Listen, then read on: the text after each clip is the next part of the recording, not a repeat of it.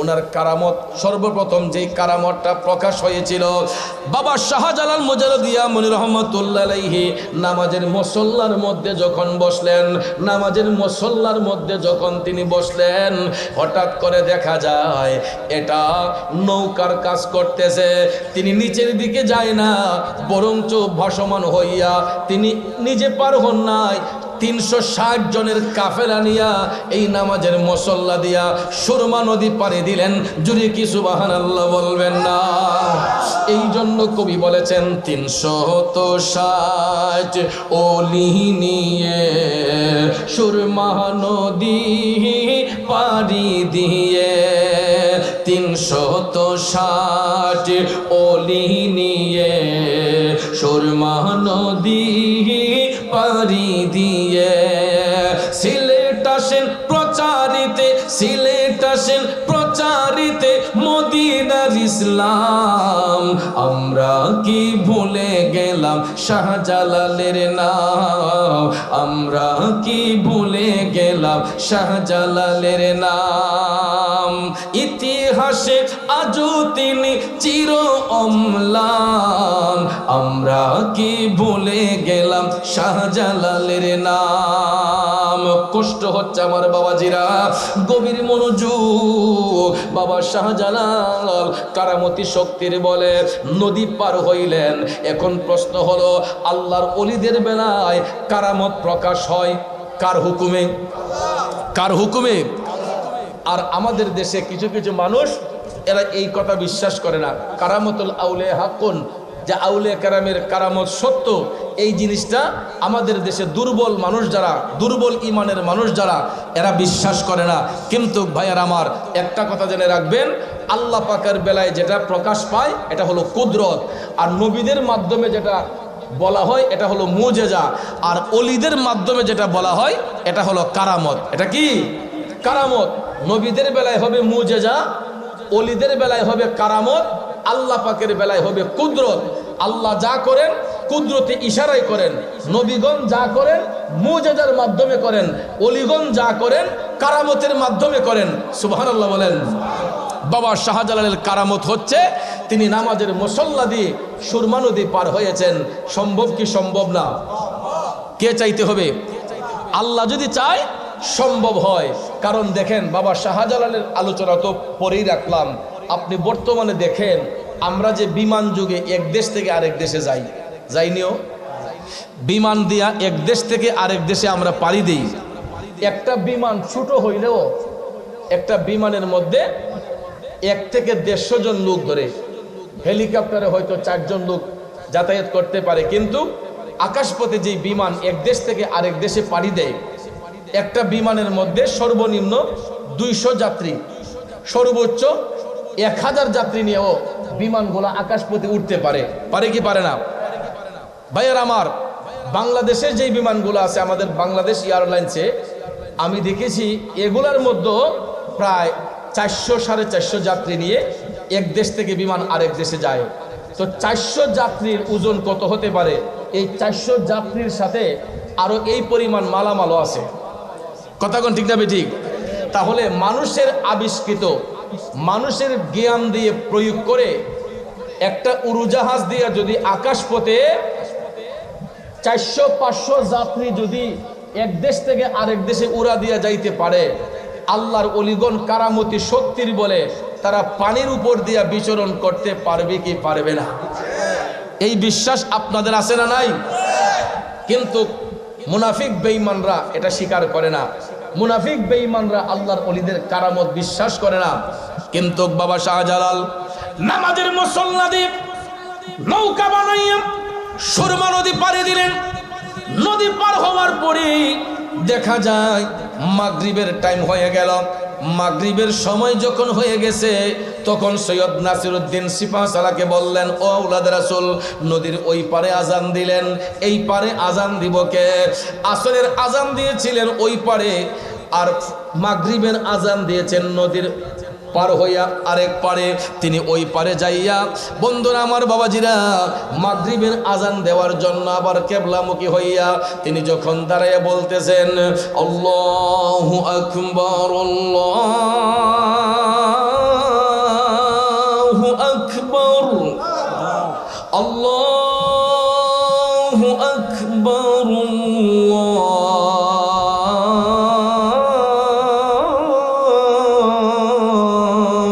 আকবার।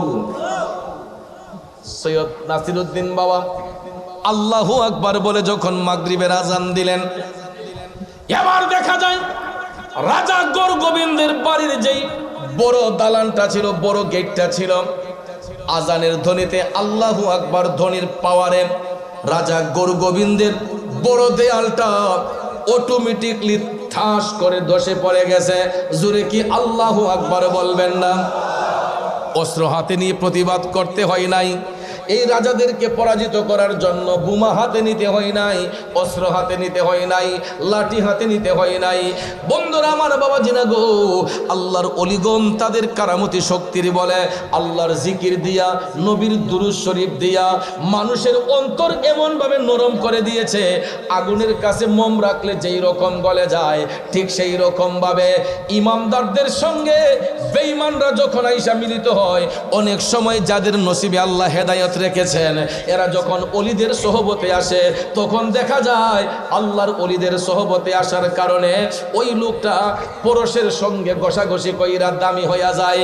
যেই কারণে দাদা হুজুর লিখেছিলেন, তুমি পরশ আমি লোহা, ও দয়াল দেখিবারে পাই, দয়াল দেখিবারে পাই, ওরে পরশের কিরণে লোহা স্বর্ণ দেও বানাই গো মুর্শিদ, এই ভিক্ষা চাই তোমার প্রেমাগুনে আমায় পইরা করো ছাই, আমি এই ভিক্ষা চাই তোমার প্রেমাগুনে আমায় পইরা করো ছাই। বন্ধু, আল্লাহর ওলিদের প্রেমে যারা পড়ে গো, এদের অন্তর চক্ষু পরিষ্কার হইয়া যায়, এদের কাশফুল কলব হইয়া যায়। অন্তর চক্ষু যার পরিষ্কার হয়, ওই ব্যক্তি জাহিরি চোখ দিয়া দুনিয়া দেখে, আর অন্তর চোখ যার পরিষ্কার হয়, ওই চোখ দিয়া আল্লাহর আরশ পর্যন্ত দেখতে পায়। আরো জোরে কোন সুবহানাল্লাহ।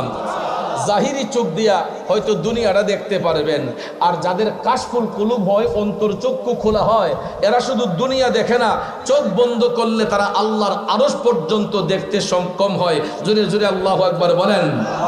যেই কথাটা বলতে চেয়েছিলাম, আমার বাবাজিরা, বাবা শাহজালাল মুজাররদিয়া মনি রহমাতুল্লাহ আলাইহি নদী পার হইয়া মাগরিবের নামাজ আদায় কইরা তিনি রাত্র যাপনের জন্য কাফেলার সদস্যদেরকে নিয়ে অনেক উঁচু একটা জায়গার মধ্যে অবস্থান করলেন, যেই জায়গার মধ্যে কোনো মানুষ ভয়ে উঠে না।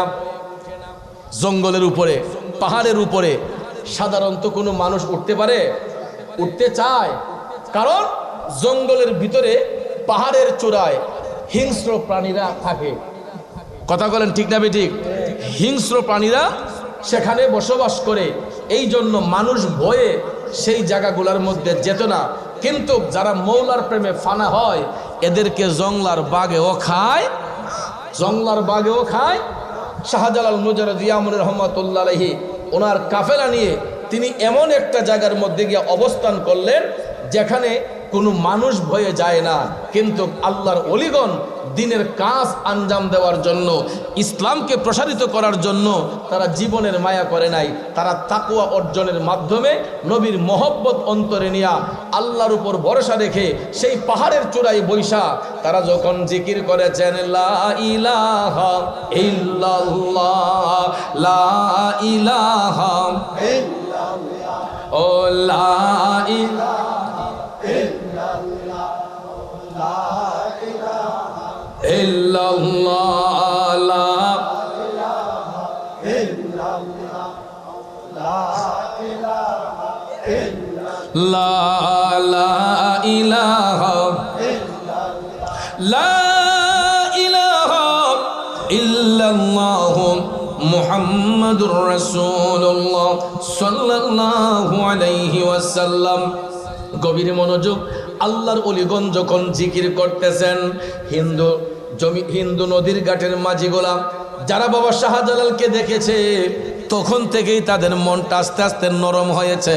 কিন্তু ফজরের নামাজের পরে শাহজালাল বাবা যখন জিকিরে মাশগুল, তালিম করতেছেন, তরবিয়ত করতেছেন, আশেকদেরকে নিয়া, ভক্তদেরকে নিয়া, কাফেলার সবাইকে নিয়ে যখন তিনি তালিম তরবিয়ত করতেছেন, তখন জিকিরের শব্দে আকাশ বাতাস মুখরিত হয়ে গেছে। তিনি যখন আল্লাহ আল্লাহ বলে জিকিরে ফানা হয়েছেন, তখন ওনার জিকিরের আওয়াজে ভাইয়ের আমার কালবের ময়লাগুলা আস্তে আস্তে ঝরতে শুরু হলো। হিন্দু নদীর ঘাটের মাঝিগুলা এই জিকিরের আঘাতে, জিকিরের আওয়াজে এদের মন নরম হইয়া এরা আস্তে আস্তে কইরা বাবা শাহজালালের কাছে যাইয়া 2 জন 4 জন করে এরা কালেমা পইরা মুসলমান হইতে হইতে দেখা যায় এই এলাকার যত হিন্দু অধ্যুষিত মানুষ ছিল সবাই বাবা শাহজালাল মুজাররদ ইয়ামনি রহমাতুল্লাহ আলাইহির ওসিলায় কালেমা পইরা মুসলমান হইছে। আরো আস্তে কোন সুবহানাল্লাহ। এখন আপনারা বলুন, একটা লোক রেও বাবা শাহজালাল কি লাঠি দিয়ে পিটাইছেন, বোমা মারছেন, এটেম বোমা দিছেন, কোন শক্তি প্রয়োগ করছেন? ভাইয়ের আমার, বন্ধুরা আমার, বাবা শাহজালাল মুজাররদ ইয়ামনি রহমাতুল্লাহ আলাইহির ঐশ্বরিক ক্ষমতা দিয়ে, কারামতি শক্তি দিয়ে, কোরআন সুন্নাহর আলোকে জিকির দিয়ে, দুরূদ শরীফ দিয়ে মানুষের অন্তরে স্থান করে নিয়ে এরপরে যখন মুসলিমদের কাফেলা বড় হলো, রাজা গোরগোবিন্দ পলায়ন করলো, বাবা শাহজালাল কাফেলার সদস্যদেরকে এক একজনকে এক এক দিকে পাঠাইলেন, এক একজনকে এক এক দিকে পাঠাইলেন। শাহপরান বাবার এক জায়গায় পাঠালেন। এই 360 আউলিয়ার অন্যান্য অলিদেরকে এক একজনকে ইশারা করে এক এক জায়গায় পাঠাইছেন। আমি একটা জিনিস অবজারভেশন করে দেখেছি, প্রত্যেক 360 আউলিয়ার মধ্য হতে যারা আল্লাহর অলিরা যেই দিকে গেছেন সবাই তারা এমন একটা জায়গা বাইসা নিছেন, প্রত্যেকটা জায়গা ছিল পাহাড়ের উপরে। আপনি এখনো শাহজালাল বাবার মাজারে যান, আপনি দেখবেন মাজার শরীফটা কতটুকু পড়ে। যদি এখন আধুনিকভাবে সিঁড়ির ব্যবস্থা করা হয়েছে, উঠানামার সুন্দর ব্যবস্থা করা হয়েছে, কিন্তু যখন তিনি সেই জায়গায় অবস্থান করেছিলেন, আপনারা বলেন তো তখন কি এরকম কোনো সিঁড়ির ব্যবস্থা ছিল? তখন নিচ থেকে দেখা যেত পাহাড়ের একটা চূড়া অনেক উপরে।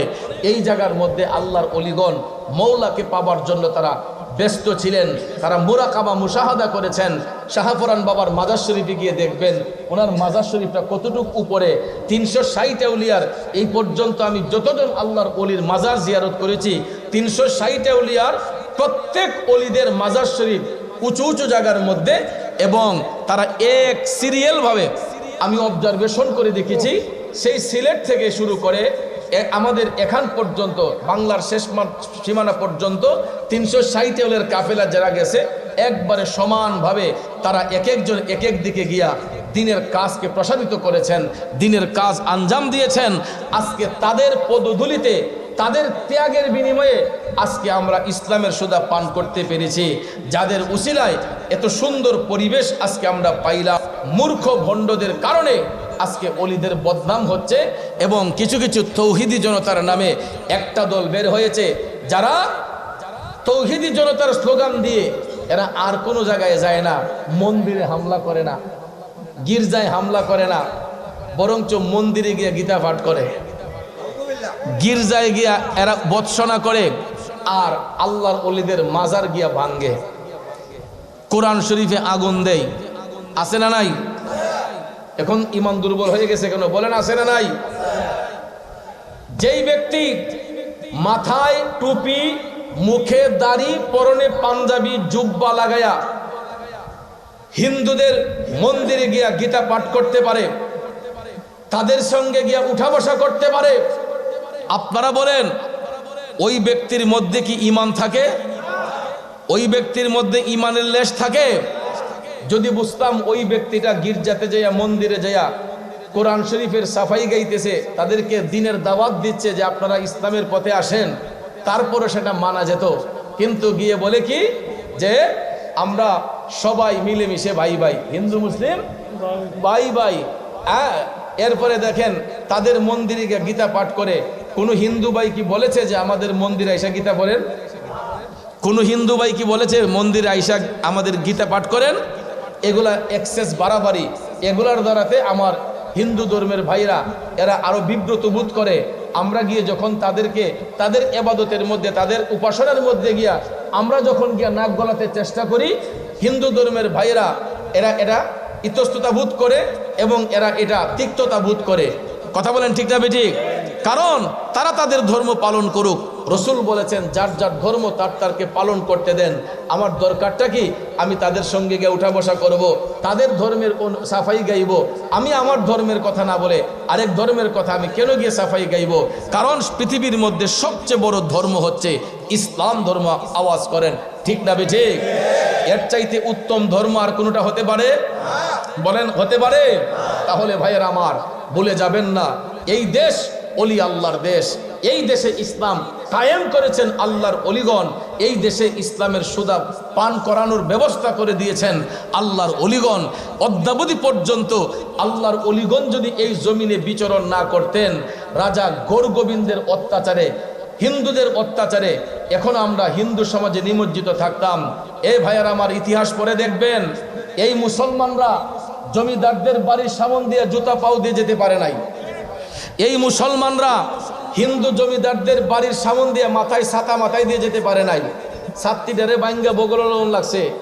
আপনারা মুঘল ইতিহাস পড়ে দেখবেন, ভারতবর্ষের ইতিহাস পড়ে দেখবেন, হিন্দুরা যখন শোষণ করেছিল, মুঘল শাসনের পরে হিন্দুরা যখন শোষণ করেছে, তখন ভাইয়ার আমার হিন্দু রাজ্য যখন কায়েম হয়েছে, তখন মুসলমানদের বাক স্বাধীনতা ছিল না। এরা আমাদের মুসলিম নারীদেরকে ক্লাব গড়ে তাদের একটা নাচ ঘর থাকতো প্রত্যেক জমিদারদের বাড়িতে। যেরকমভাবে হল রুম বিভিন্ন জায়গার মধ্যে দেখা যায়, হিন্দু জমিদারদের বাড়িতে আমি নিজেও দেখেছি। এই স্মৃতিগুলো এখনও দেখা যায়। ব্রাহ্মণবাড়িয়া জেলায় আমি কাইতলা একটা জমিদার বাড়ি আছে নবীনগর উপজেলায়। এই জমিদার বাড়িতে আমি দেখছি একটা ঘর, নাচ ঘর না রে বাবা, নাচ ঘর। তা আমাকে এক ভদ্রলোক বলছে, হুজুর এটা কিতা বুঝছেন নি? আমি কিতা? এটার মধ্যে হিন্দু জমিদাররা, যেই জমিদার এখানে ছিল, সে মুসলিম নারীদেরকে পাতলা কাপড় পরাইয়া, কোনো সময় কাপড়ও থাকতো না। এরা তো মদ জুয়া পান করতো। মদ জুয়া পান করে মুসলিম নারীদেরকে বিবস্ত্র অবস্থায় এরা এই নাচ ঘরের মধ্যে নাচাইতো, আর এরা মজা নিত, তাদেরকে ভোগ বিলাসের পাত্র হিসেবে ব্যবহার করত। নাউজুবিল্লাহ কি বাইদ দিয়া কইবেন? আরো জোরে কইতে না নাউজুবিল্লাহ। এইরকম ভাবে হিন্দু জমিদাররা মুসলমানদেরকে নির্যাতন করেছে। মুসলমানরা বাক স্বাধীনতা ছিল না, তাদের বাড়ির সামন দিয়ে জুতা পাও দিয়ে যাইতে পারা যায় নাই, এবং ছাতা মাথায় দিয়ে যাওয়া যায় নাই। আজকে এই অত্যাচার নিপীড়ন থেকে আমাদের ইমান আমলকে হেফাজতের ব্যবস্থা করে দিয়েছেন আল্লাহর অলিগণ এসে। কথাগণ ঠিক না বেঠিক? এই জন্য আগেই বলেছিলাম যে খার উসিলায় সিন্নি খাইলায় মোল্লা সিল্লায় না। যাদের উসিলায় আজকে সিলাইযুক্ত কাপড় পেয়েছি, যাদের উসিলায় আজকে সুন্দর পরিবেশ পেয়েছি, আজকে আমরা তাদের সাথে নিমক খারামি করতেছি, বেঈমানি করতেছি। এটা করেন, সমস্যা নাই। আমার আল্লাহ অবশ্যই বিচার কার্য আল্লাহ ফায়সালা করে দিবেন। আল্লাহ ছাড় দেয় কিন্তু কাউকে ছেড়ে দিবে না। আমরা আল্লাহর আদালতে বিচার দিয়ে দিলাম। যেই মাজার শরীফগুলো ভাঙ্গা হয়েছে, ভাইয়ার আমার, প্রত্যেকটা ইটের বদলা আমার আল্লাহর কাছে দিতে হবে। ঠিক না ঠিক? আল্লাহ যেন তাদেরকে সহি বুঝদান করে, আর আমাদের ঈমান আমলকে যেন আল্লাহ তাআলা হেফাজত করে। আমরা যেন আউলিয়াদের দামান ধরে আল্লাহর ওলিদের সহবতে থেকে আমরা যেন আমাদের মানব জীবন পরিচালনা করতে পারি, সেই তৌফিক যেন আল্লাহ তাআলা দান করে। সবাই বলেন আমিন। তো যাক ভাইয়ের আমার, শানে বেলায়ত, সেই সাথে আম্মাজান খাতুনে জান্নাত মা ফাতেমাতুজ জাহরা রাদিয়াল্লাহু তাআলা আনহার বিষয়ে আমাকে আমার ভাইজান, আমার মসজিদের নিয়মিত মুসল্লি, এখানে অনেকেই আমি দেখতে পাচ্ছি, আমি একটা পেজ অনুমান করে বলতেছি, অনেকেই আমার মসজিদে জুমা পড়েন।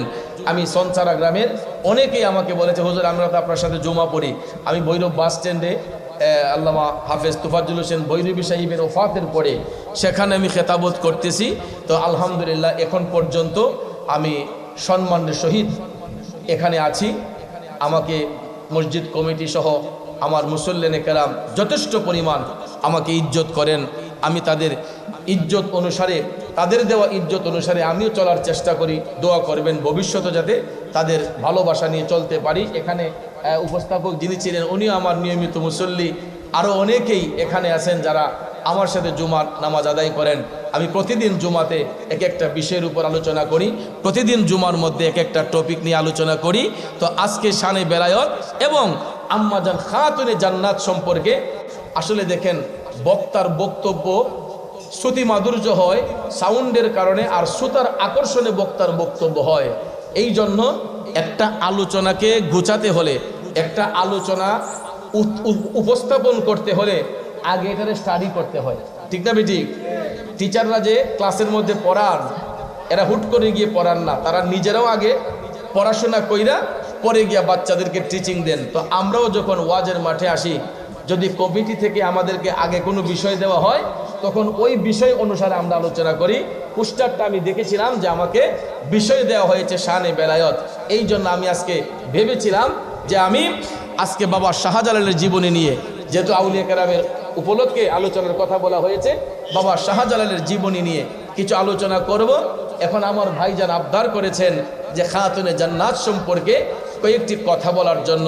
ভাইয়ারা আমার, বন্ধুরা আমার, আম্মাজান খাতুনে জান্নাত রাদিয়াল্লাহু তাআলা আনহা, তিনি আমার দয়াল নবীজির কলিজার টুকরা সন্তান, ঠিক না বেঠিক?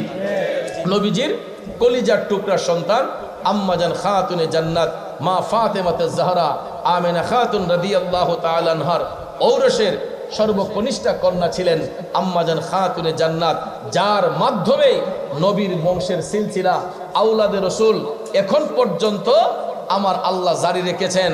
আর আম্মাজান খাতুনে জান্নাত তিনি দয়াল নবীর কন্যা, বেলায়েতের বাদশা, বেলায়েতের মূল, যার মাধ্যমে বেলায়েতের আগমন হয়। উনি হচ্ছেন মুশকিল কুশা হজরতে শের খোদা মৌলায় আলী কাররামুল্লাহু ওয়াজহাহুর সহধর্মিনী, মৌলা আলীর সহধর্মিনী এবং জান্নাতি যুবকদের সর্দার হজরতে ইমাম হাসান এবং হুসাইন রাদিয়াল্লাহু তাআলা আনহুমার গর্ভধারিণী মা এবং খাতুনে জান্নাত আম্মাজান ফাতেমাতুজ জাহরা, তিনি এমন একজন মহিয়সী নারী যিনি হচ্ছেন জান্নাতি রমণীদের সর্দারিনী। জোরে কি সুবহানাল্লাহ বলবেন না? পৃথিবীতে যত নারীরা জান্নাতের শুভ সংবাদ পাবে, পৃথিবীতে যত নারীরা জান্নাতের শুভ সংবাদ পাবে, তাদের সর্দারিনী হবেন আম্মাজান খাতুনে জান্নাত মা ফাতেমাতুজ জাহরা রাদিয়াল্লাহু তাআলা আনহা। ভাইয়েরা আমার, বন্ধুরা আমার, নবীজির কন্যা মৌলা আলীর সহধর্মিনী হাসান হুসাইনের মা আম্মাজান খাতুনে জান্নাত, যাকে জগতের মা বলা হয়। কি বলা হয়? এই জন্য কবি বলেছেন, কি জননী ছিলেন দেখো মা ফাতেমা, মা বলে ডেকে দিলেন দয়াল খোদাই রে, দয়াল খোদাই। জান্নাতি সরদার যিনি, জান্নাতি সরদার যিনি, তার তুলনা নাই। মায়ের কদমের নিচে জান্নাত দিলেন খোদাই। আমার মায়ের মতো আপনজন, মায়ের মতো আপনজন ত্রিভুবনে নাই। মায়ের কদমের নিচে জান্নাত দিলেন খোদাই, মায়ের কদমের নিচে জান্নাত দিলেন খোদাই। কষ্ট হচ্ছে আমার বাবাজিরা, বন্ধু। খাতুনে জান্নাত তিনি এমন একজন মহিয়সী নারী, তিনি আমারও মা, আমার বাবারও মা, আমার দাদারও মা, 14 গোষ্ঠীর মা। এই মা মানে আমাদের গর্ভধারিণী মা নয়, তিনি আমাদের রুহানি মা, ঠিক না বেঠিক? তিনি রুহানি মা। পৃথিবীর যত জান্নাতি রমণী রয়েছে এবং জান্নাতি পুরুষ যারা হবে, তাদের সর্দার ইমাম হাসান এবং হুসাইন। আর জান্নাতি রমণীদের সর্দারিনী খাতুনে জান্নাত আম্মাজান ফাতেমা। এই জন্য তিনি জগতের মা, যাকে স্বয়ং রব্বুল ইজ্জত এই লকব দিয়েছেন, উপাধি দিয়েছেন। এই জন্য ভাইয়ের আমার, আম্মাজান খাতুনে জান্নাত রাদিয়াল্লাহু তাআলা আনহার মাজার শরীফ আপনারা অনেকেই মদিনা শরীফ গেলে জিয়ারত করতে সক্ষম হন। ভাইয়ের আমার, বন্ধুরা আমার, কিন্তু মাজার শরীফের কোনো চিহ্ন এখন নাই। মাজার শরীফের চিহ্ন নাই, শুধু পাথর দিয়ে আপনার খণ্ডচিত্র করে রাখা হয়েছে জান্নাতুল বাকির মধ্যে। ভাইয়ার আমার, বন্ধুরা আমার, অন্তর শিহরিত হয়ে উঠে এই জান্নাতুল বাকিতে গেলে, যেখানে 10,000-এর উপরে সাহাবী শুয়ে শুয়ে আরাম করছেন, যেখানে 10,000-এর উপরে সাহাবী শুয়ে আরাম করছেন, কিন্তু এক সময় তাদের মাজার শরীফের স্মৃতিচারণ ছিল, এইগুলা কালের বিবর্তনে ভেঙ্গে সমতল করে দেয়া হয়েছে। বন্ধুরা আমার, বাবাজিরা আমার,